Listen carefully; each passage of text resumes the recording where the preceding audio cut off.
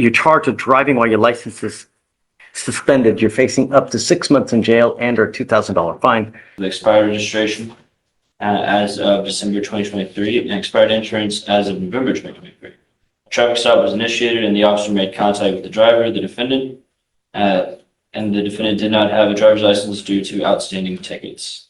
The defendant had 18 outstanding Class C misdemeanor warrants. 18 outstanding warrants. That's not just a red flag, that's a full-blown parade. Ever wonder how the system keeps up with this many violations? Spoiler, it doesn't. But here's the legal kicker, each Class C misdemeanor may only carry fines, but stack them up, and suddenly you're swimming in legal landmines. Should repeated traffic offenses be criminal or civil? Drop your thoughts in the comments. This is where the debate begins. 18 warrants? What I have, Your Honor. I'm assuming it's still, have you run it lately? Mine.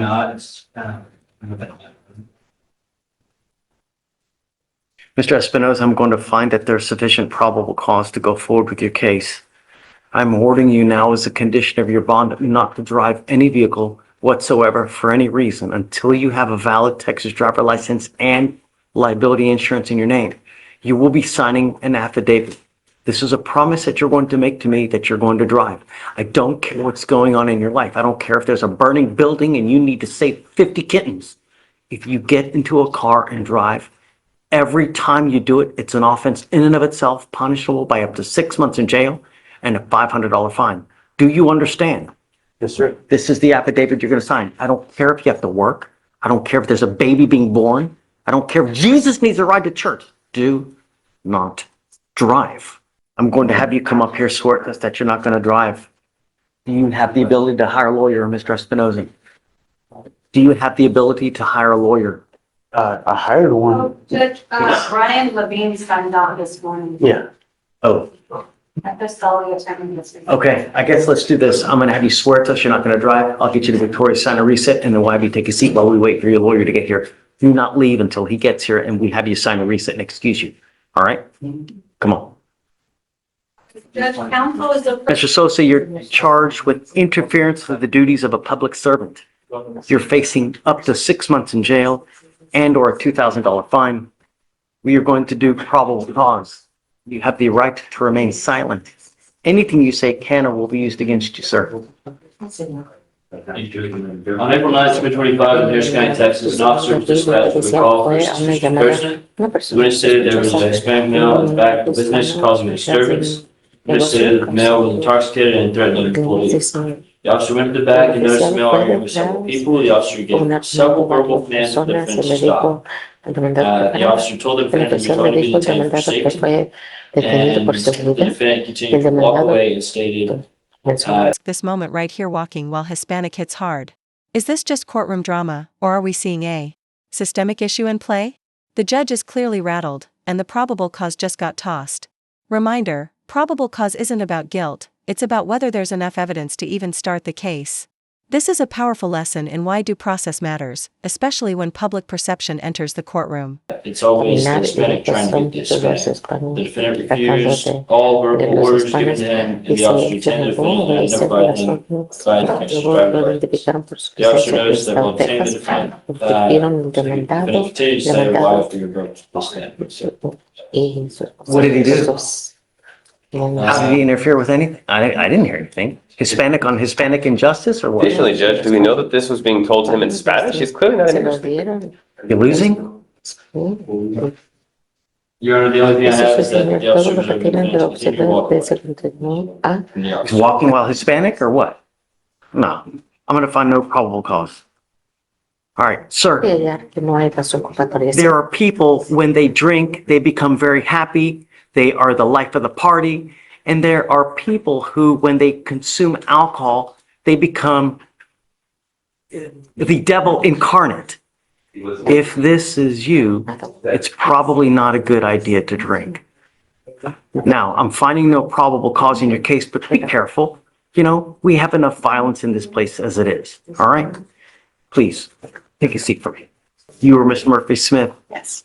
Ma'am, you're charged with theft. You're facing up to 6 months in jail and or a $2,000 fine. We are going to do probable cause. You have the right to remain silent. Anything you say can or will be used against you. You have the right to have an attorney present. If you cannot afford one, one will be appointed to you, ma'am. Okay. On September 29, 2023, a law enforcement officer was dispatched to a residence and made contact with the complaining witness. The complaining witness stated that the defendant and her mother took items from her vehicle and would not return them. The complaining witness stated that she had been contacted by a friend informing her of the theft and that the defendant had stated she was going to spend all of the complaining witness's money and max out her credit cards. The complaining witness inspected her vehicle and found her belongings missing. The law enforcement officer spoke to the defendant over the phone. Excuse me, ma'am. And the defendant admitted to take them and refused to return them when given the opportunity to do so. The approximate value of the items taken was $1,600. Okay. Ms. Murphy Smith, I'm going to find that there's sufficient probable cause to go forward with your case. I'm ordering you now as a condition of your bond not to have any contact with the complaining witness, not to go where they live, and not to go near their car.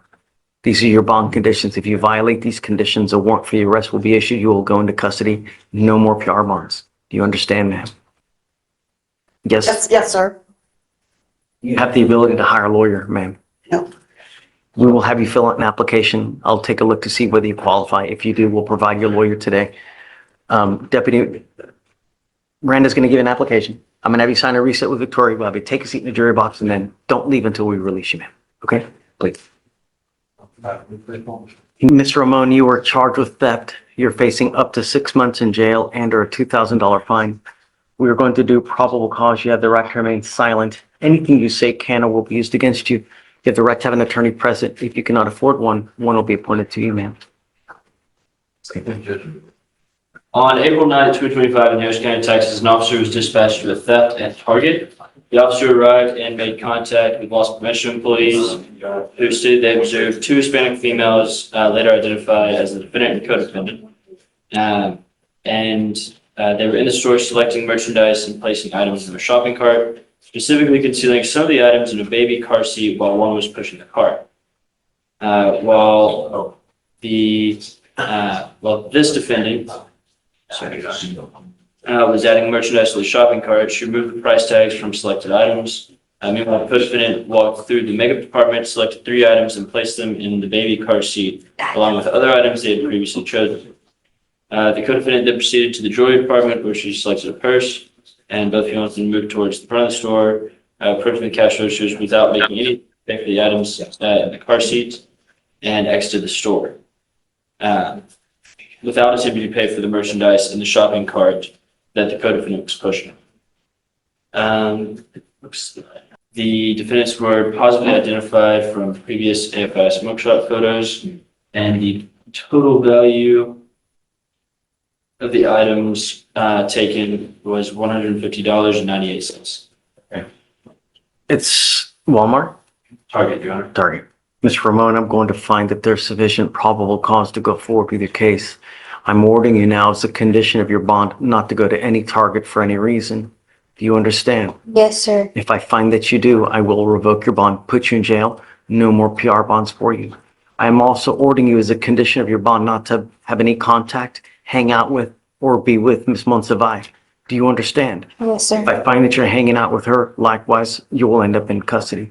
If you don't have anyone to pony up $5,000 to $10,000 to get you out of jail, you will be stuck like Chuck in there until this case is over with. And I'm telling you, it'll take 9 months just to get, certain types of evidence. Do you understand? What do you do with yourself these days? Okay, pause. This part's not just legal, it's deeply human. The judge is going full motivational speaker here. But let's talk consequences. A theft conviction can impact everything from jobs to housing. And yet, how often are courts addressing the why behind petty theft like this? Is it desperation? Peer pressure? Lack of opportunity? You tell me, what would you say to someone at this crossroad? I stay home, taking care of my mom. Did you graduate from high school? What are you going to do with the rest of your life, ma'am? If you need something to do, this is not the right way. A theft conviction will kill you because people know, you